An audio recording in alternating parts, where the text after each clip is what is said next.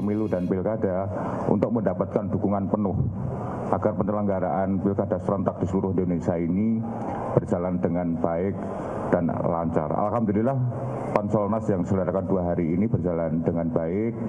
Pada hari ini kami mengundang seluruh narasumber juga, Pak Presiden juga hadir, Kemenko Polhukam juga hadir, dari Kejaksaan Agung juga hadir, Kementerian Dalam Negeri juga hadir, dari pimpinan KPK juga hadir, Panglima TNI hadir, Kapolri hadir.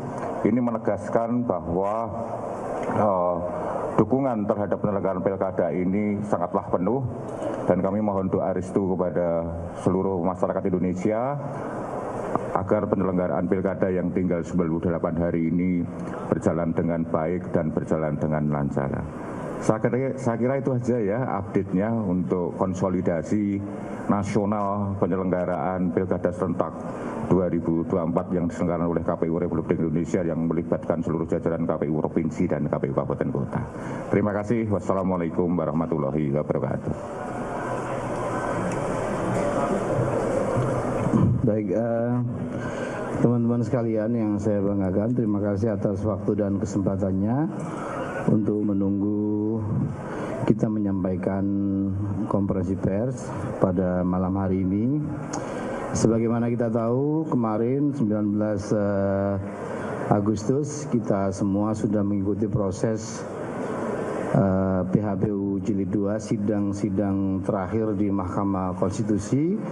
7 perkara sudah diputus oleh Mahkamah Konstitusi dan akhirnya seluruh persoalan PHPU Pileg kita sudah selesai dan akan segera kita tindak lanjuti dengan penetapan hasil pemilu. Dan dengan demikian clear sudah untuk sengketa hasil pemilu legislatif dan juga pilpres di Mahkamah Konstitusi. Nah, pada hari ini tadi bersamaan dengan kita sedang menggelar konsolidasi nasional persiapan Pilkada serentak 2024, kita semua di siang hari tadi sebagaimana kita sama-sama ikuti, kita mendapatkan informasi mengikuti adanya putusan Mahkamah Konstitusi. Kami akan bacakan saja draft yang atau rilis kami dari KPU menyikapi putusan Mahkamah Konstitusi yang mau tidak mau karena berkaitan dengan tahapan pencalonan yang sebentar lagi akan kita harus jalani, yaitu di tanggal 27 sampai 29 Agustus merupakan tahapan pendaftaran calon kepala daerah, dan beberapa hari sebelumnya ada putusan Mahkamah Konstitusi untuk kemudian kita cermati bersama.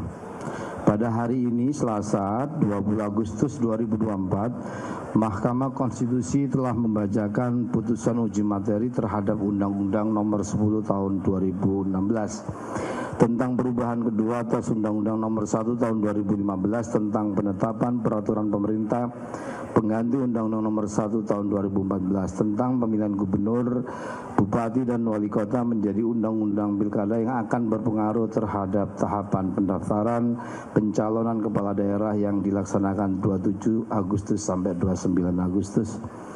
Dalam hal ini terdapat beberapa putusan Mahkamah Konstitusi yang secara substansi akan berpotensi merubah persyaratan pencalonan kepala daerah sebagaimana diatur dalam Peraturan KPU Nomor 8 Tahun 2024 tentang pencalonan gubernur dan wakil gubernur, bupati dan wakil bupati, wali kota dan wakil wali kota sebagaimana di PKPU 8 2024, yaitu putusan nomor 60 garing PU strip 22 Romawi garing 2024 yang dimohonkan oleh Partai Buruh dan Partai Gelora terkait dengan penafsiran konstitusional Mahkamah Konstitusi terhadap ketentuan pasal 40 ayat 1 Undang-Undang Pilkada yang secara tekstual diatur juga dalam pasal 11 ayat 1 PKPU 8 2024 sebagaimana yang dituangkan dalam amar putusan terkait dengan persyaratan partai politik atau gabungan partai politik dapat mendaftarkan pasangan calon jika telah memenuhi persyaratan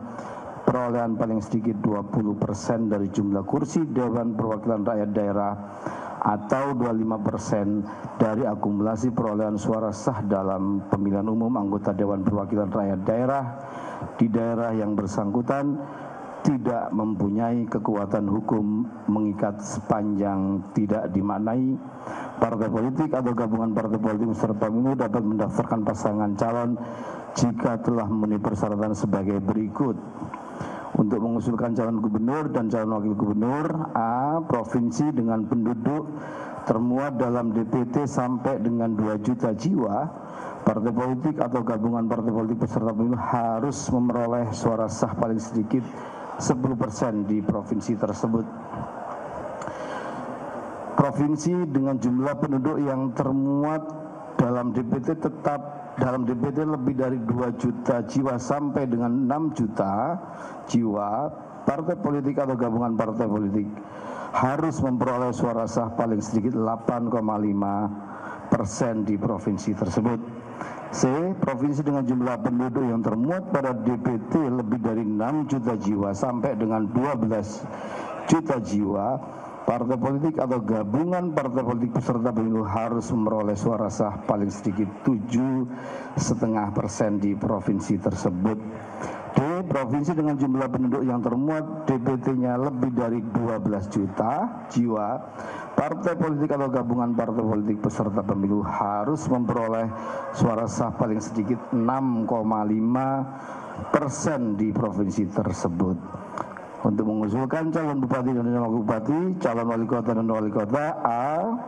Kabupaten kota dengan jumlah penduduk termuat pada DPT tetap pada DPT dengan 250.000 jiwa, partai politik atau gabungan partai peserta pemilu harus memperoleh suara sah paling sedikit 10% di kabupaten kota tersebut.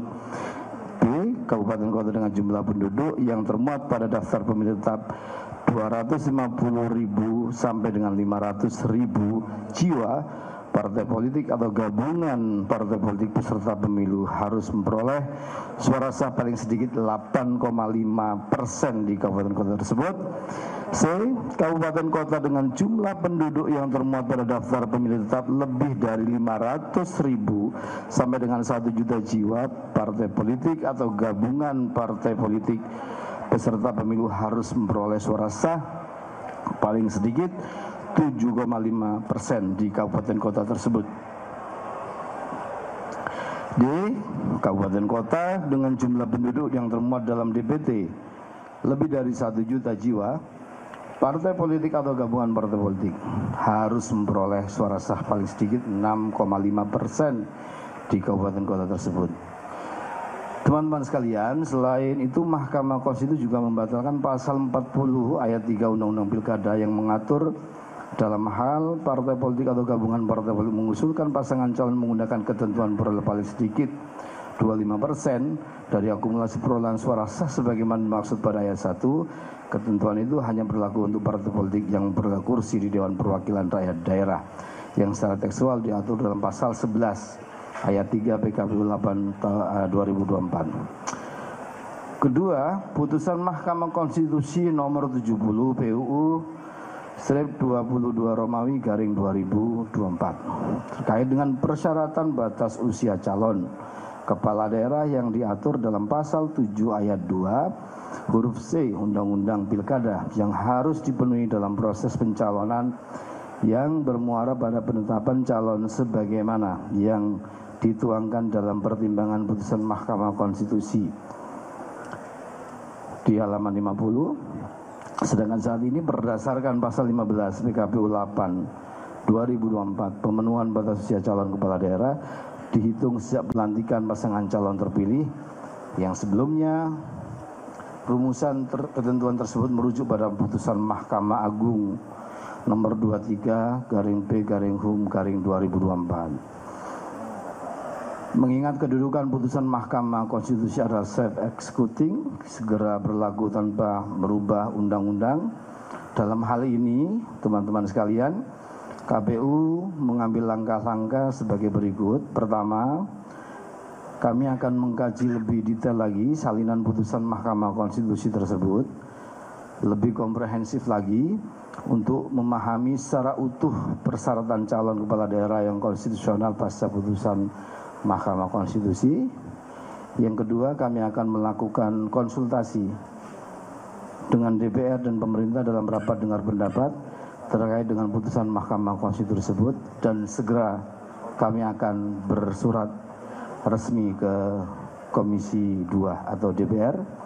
Yang ketiga, kita menyosialisasikan kepada partai politik terkait adanya